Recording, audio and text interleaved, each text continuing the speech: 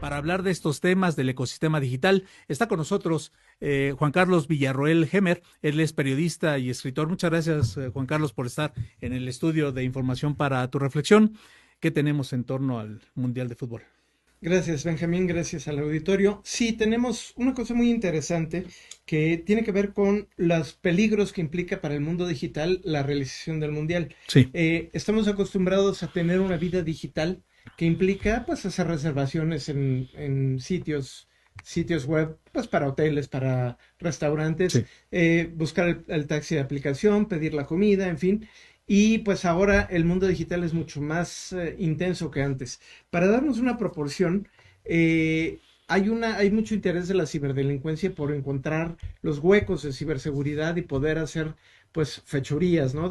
Para cometer delitos. Sí. Para darnos una idea, entre las Olimpiadas de Londres y las de Tokio, las recientes, quiero decir, del 2012 y 2020, que en realidad fue 21, Uh -huh. eh, el número de ciberataques se multiplicó por 2.5 veces.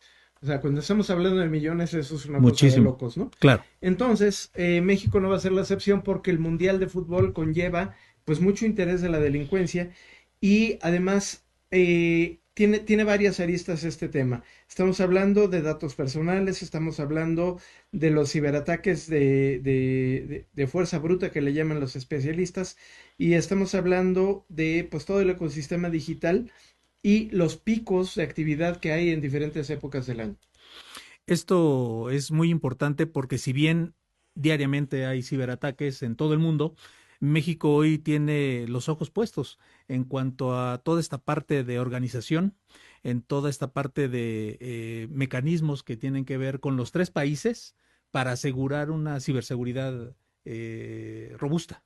Sí, efectivamente. Es bien complejo el tema de la ciberseguridad porque no se limita a pues a una región, Sí, es global. sí, Entonces, la ciberseguridad tiene que pensar en esos términos y tiene que operar en esos términos. sí. E incluso los hábitos de los consumidores también tienen una cierta influencia sobre esto. Pero vamos por partes, como diría Jack. Venga. En principio, los datos personales pueden estar comprometidos Uh -huh. y la presidenta, la comisionada presidenta del Info Ciudad de México, Laura Lisette Hernández Rodríguez, nos advierte que estar pensando en la protección de estos datos no es una alerta ociosa. Hay datos que lo confirman y datos que nos hacen ver cuán delicado puede ser esto. Por ejemplo, en el reciente Mundial de Qatar, se violentó esta base de datos de las personas que querían entrar a los estadios. Ok. Entonces quedaron vulnerables los nombres pues, de prácticamente todas las personas que entraron a los estadios, Bien. no importa su nacionalidad. Uh -huh. Y eso es bien delicado y por eso ella hace el alerta de que hay que tener en cuenta estos temas de ciberseguridad para eso. Ahora, otro de los temas importantes es que la ciberdelincuencia está actuando con lo que llaman ataques de fuerza bruta. ¿Qué quiere decir esto? Normalmente un ciberataque es un delincuente que está buscando entrar en algún sistema de una empresa o de un estado o de un gobierno, lo que sea. Sí. Pero está dirigido a una determinada área, a una determinada cosa circunscrita, digamos, ¿no?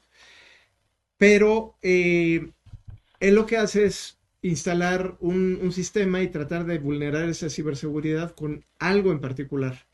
Y es un ataque hoy, otro ataque mañana, pero los ataques de fuerza bruta lo que hacen es que toman la fuerza de la inteligencia artificial y empiezan a atacar, como su nombre lo indica, de manera brutal, un solo sistema. Y entonces ya no son 2 o 10 o 100 ataques por minuto, son cientos de Miles. miles. Claro, De tal suerte que pues no hay ciberseguridad que alcance. claro. Y esto es una advertencia que nos hace una empresa que se llama Lockton, que ellos son un broker de seguros, pero para temas de ciberseguridad. Bien.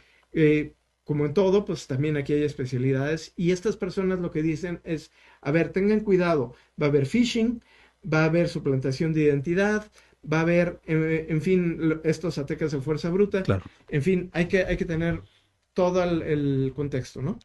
Y es muy importante porque al final de cuentas son nuestros datos los que están en juego. Entonces, desde casa es muy importante tener claro cuáles son las herramientas o cuáles son las diferentes formas en las que uno puede evitar esta parte de ciberataques. También es muy importante en las empresas, en las micro, medianas empresas, tener un aparato, una herramienta robusta en cuanto a la parte de la ciberseguridad, y ya no se diga en empresas importantes, en el gobierno, en las entidades de gobierno.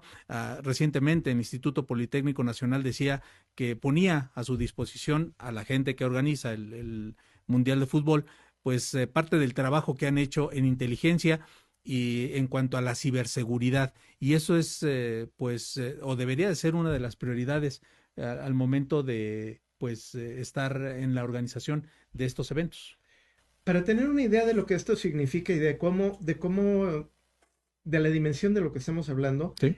la empresa de ciberseguridad Kaspersky, su directora de seguridad, Isabel Manjarres, decía recientemente que los picos de actividad son los que hay que tener más interés y más precaución.